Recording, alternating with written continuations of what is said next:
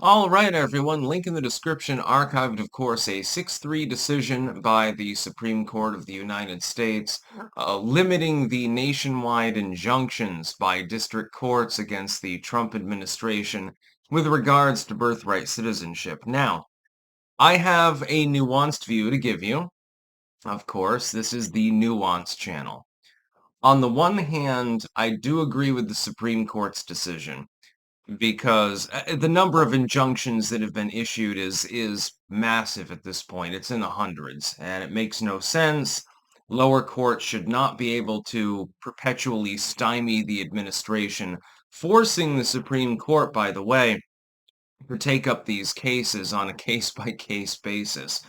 You're loading their docket with so many cases, it's not even physically possible for them to actually take them all up. And I think that this is the point.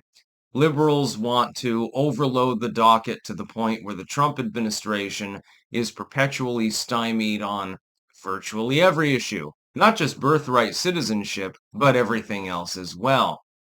That's quite clearly the goal that they have in mind. So on that token, I agree with the decision. Secondarily, though, I do believe in birthright citizenship. I know that this will not be popular among many members of my audience. I believe that if somebody is born on U.S. soil and raised up in the U.S., they've gone to school in the U.S., maybe they've even gotten old enough to serve in the military, they've gone to college or something, they don't really have any particular attachment to their former countries if they have broken no other law. So they're not dealing drugs, they're not a member of a cartel whacking people or something like that. Generally speaking, I would say, again, as I pointed out before, what you want to do with deportation and things like that is prioritize. If somebody is guilty of significant and violent crime, they're the first priority to deport. So they're a member of, a cartel or something like that, a terrorist network. Obviously, you don't want them in the country. If somebody is guilty of maybe lesser crimes, yeah, that would be the second in the hierarchy.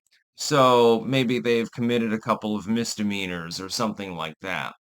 But if a person has, other than been illegally in the country, and done nothing else wrong, that would be the last priority, in my opinion.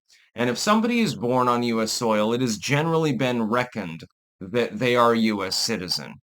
That's just the way that it is. Let's say that a person, their family comes from Mexico illegally, but they have a child on U.S. soil. And the child, speaks fluent English, they've gone to school, they've done everything else right, and so forth. That would be the last priority for deportation, if you can even deport them at all. But still, the Supreme Court decision is right. It's fundamentally correct because the injunctions themselves prevent the Supreme Court from being able to finally decide, hey, if somebody is born on U.S. soil, are they a U.S. citizen? Because this matter has never technically been laid to rest. It's a real big problem, by the way, for the country. Technically speaking, for pragmatic purposes, we've always said yes. The answer is yes. And I think that if the answer ends up no, you end up opening a can of worms.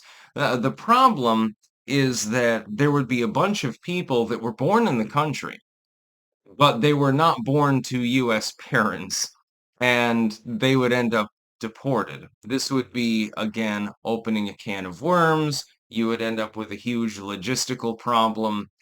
Millions of people would be basically in a legal gray area as far as their ability to live in the United States, and I do not believe that it would be helpful.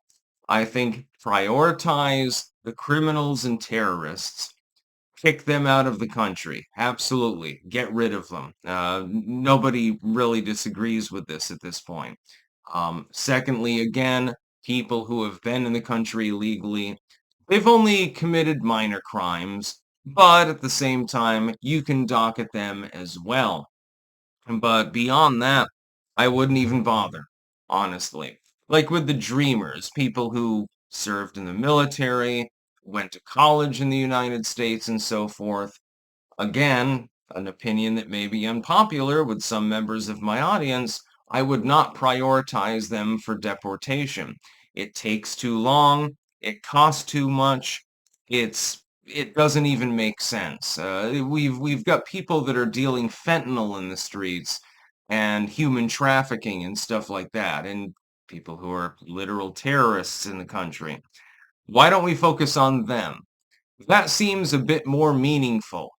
I have no problem with somebody who was born on U.S. soil, who speaks fluent English, who went to a U.S. school. I mean, for what it's worth, because U.S. schools are filled with DEI crap and stuff like that now anyway, and so forth. I have no problem with them remaining in the country. At the very least, give them a path to citizenship. That's what I would do. Give them permanent residency, let them show, hey, I've been lawful for years and years. I've paid my taxes. I've done everything right. I've paid into your country. Maybe they have a business. Maybe they've done something else substantial. Maybe they've become self-employed.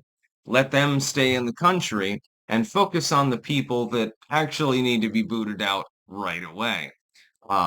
So the injunction ban by SCOTUS does make sense. I do support this. I think it's a good idea. Not just a good idea, but a very, very necessary idea as well, because the injunctions are getting a little bit on the excessive side. Let's just put it that way. You got hundreds of them. Well, I mean, you can only fight so many court battles. Doesn't matter if you have the full force of the federal government behind you. You can only take so many of those cases before the Supreme Court. This is just the Supreme Court saying, hey, yeah, these blanket bans, they're not going to stand. They're gone now. And so now the Trump administration is capable of going before the Supreme Court and saying, look, we have the right to end birthright citizenship. Let them make their argument, if that's truly the argument that they want to make, and let the counter-argument be made as well before the Supreme Court of the United States. They are asserting hegemony, effectively, and I fully support this. I think it's a good idea. While I do not want people to be disallowed from the country even if they were born here, because, magic soil bullshit aside, I do believe that if a person has spent 50, 60 years in the country, gotten educated here, and worked here and paid their taxes and so forth, I do not have a problem with them. I do not see that as an issue. While I truly agree with that, it should be adjudicated by the Supreme Court of the United States. They are the ultimate law of the land. Thankfully, the Supreme Court's current composition is relatively lawful, and therefore I think that they will probably make the right decision. That's about all. Peace out.